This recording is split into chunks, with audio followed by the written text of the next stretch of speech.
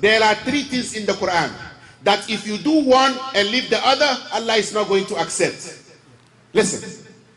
وَأَطِيعُوا اللَّهَ وَأَطِيعُوا الرَّسُولَ. Obey Allah and obey the Prophet. If you obey only Allah and you disobey the Prophet, Allah is not accepting it. وَأَقِيمُوا الصَّلَاةَ وَآتُوا الزَّكَاةَ. Pray, and if you are able to give zakah, give. But if you are able to give the zakah and you said no, Allah will not accept. The third one, أَنِ اشْكُرْ لِي وَلِوَالِدَيْكَ. give thanks to me and to your parents. If you thank Allah, you don't thank your parents, Allah is not going to accept it.